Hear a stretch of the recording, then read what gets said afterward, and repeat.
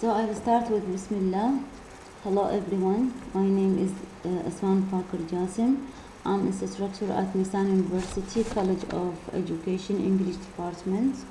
Today we have an additional lecture concerning your textbook, Language Teacher's Guide to Assessment, entitled Kinds of Testing and Types of Tests. Also, we have a criteria for a good test. First of all, and before you construct your test, you need to know what is meant by the word kind and by the word type. Kind refers to a group whose members all have the same quality, while the word type indicates a group of people or things that share certain qualities and are part of a language group. Also, before we enter to our subject, we need to know something about the word test, also the word testing, in order to master these two words. The word test refers to any procedures for measuring ability, knowledge, or performance, while the word testing is a use of tests or the study of the theory and the practice of their use, development, evaluations, whatever we have in testing. So we will start with the kind of testing. We have 8 kinds of testing. Number 1, direct testing. Testing is said to be direct when the student is required to perform directly the skills which we wish to measure. So we have one skills in order to be measured. For example, we ask a student to write composition. If we want to know how well they can write composition, it means the writing skills. Also, we have asked them to speak if we want to know how well they can pronounce a language. It means the speaking skill.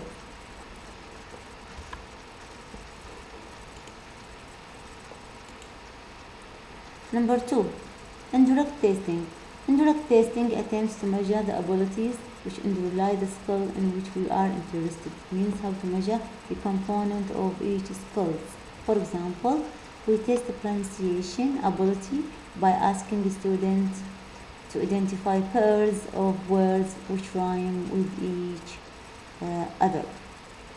Number 3, objective testing. This is the most common types of testing. It doesn't require judgment on the part of the scorer. The scorer means the teacher, because scoring here is objectives. So there is no personal feeling on the part of the teacher in scoring his or her papers. It won't change even the scorer has been changed. Multiple choice test is an example of this kind of tests. Number 4, subjective testing. It requires judgment on the part of the scorer because scoring here is subjective. The grades and subjective testing depend on the impressions of the scorer. Impressions, it means his or her points of view. These impressions are not the same among different scorers. Scoring of a composition is an example of this kind of testing. Number 5, discrete point testing. It refers to the testing of one element at a time, item by item. This kind of testing is always indirect. Each testing involves particular items. When I use the technique of do as requires, I need to check out the grammatical structures of the test. Testing particular grammatical structures is an example of this kind of testing. Number 6, integrative testing. It includes many language elements in the completion of a task. It might involve writing a composition, taking notes while listening to a text, and completing a closed passage. Also, it is called the joining testing. Number 7.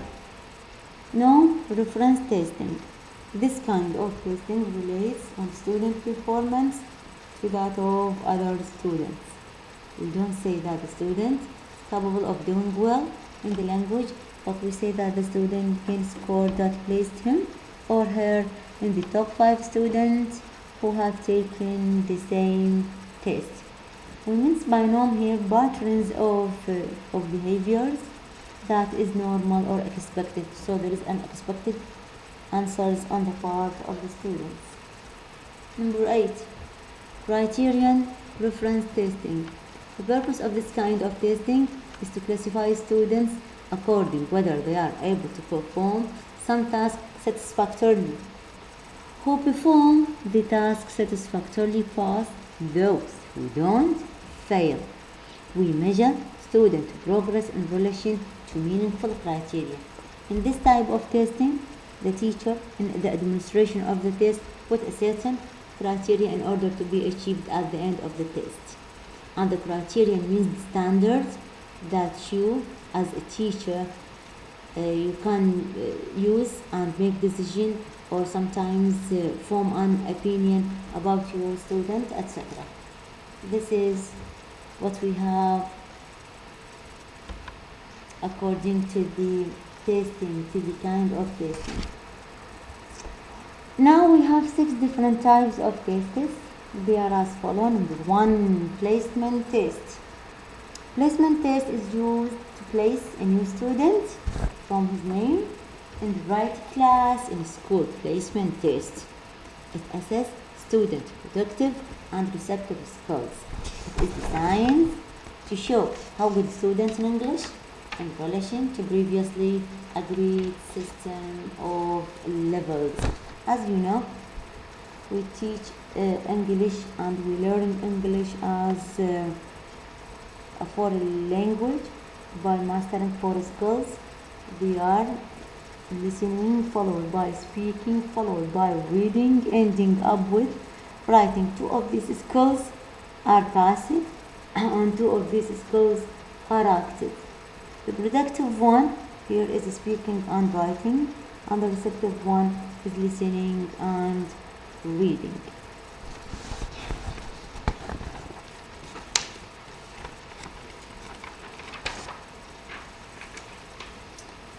Number 2, diagnostic tests. It is used to discover student problems, difficulties, or deficiencies in a course. So this is the first steps of the assessment process in the whole teaching courses.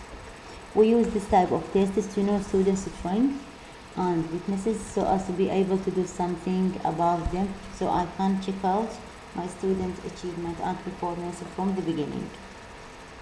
Number 3, progress achievement test. This is the most common types of tests. We use it during the course of study. It is designed to measure student language and their skill progress in relation to the syllabus they have been following. So we have textbook and we have syllabus. This type is directly related to language courses and done during the course. Number 4, final progress achievement test. It is done at the end of the course to measure student achievement of the course objectives or goals. As you know, each semesters and each materials as a teacher, I must put it my goals, and there is an objectives. As you know, we have specific objectives and the general objectives. Number 5, proficiency test. It is not necessarily based on a certain courses that students may have previously taken. Most students take this type of tests to admit to a foreign university. For example, the TOEFL one and the IELTS, get a job or obtain some kind of certificate. It is designed to measure students' knowledge and ability, what students has know about the English language. Number 6, Aptitude Test. It is designed to discover whether a student has a talented or basic ability for learning a new language or not. And the aptitude test is a systematic means of testing, for example, to adjust candidates' abilities to perform specific tasks and react to the for example, to a range of different situations. This is the 6 types of tests. You must put it in your considerations before you construct your test. The last point is the criteria for a good test. The good test must possess a very high validity, and you know that the validity is the first characteristics of a test. The test must be valid. You know by the test what to be valid, it is measure what is supposed to measure. Number 2, it must have reliability also. The test must be reliable, objectives in measures, and it must pick up the good student from the poor. When designing such a test, it must possess high discrimination powers. For example, when I give four questions, we need to put discrimination powers in our considerations. Okay, so we start with the easy questions, and from easy questions to the complex one. It must be very comprehensive. Comprehensive means it must be done by all the syllabus according to the course. It must be easy to use. Its administration and scoring. Also, we must administer, as we know in chapter number 4, we must administer, and we need the classroom management. We must put it the scoring scheme at the first in order to know the grades of our students. And also there must be economy of time and effort. So I put it my questions in a range that is suitable or in harmony with the time. The last one, norms established on the basis of its results must be satisfactory. Thank you so much for joining me in this lecture. I wish you all the best.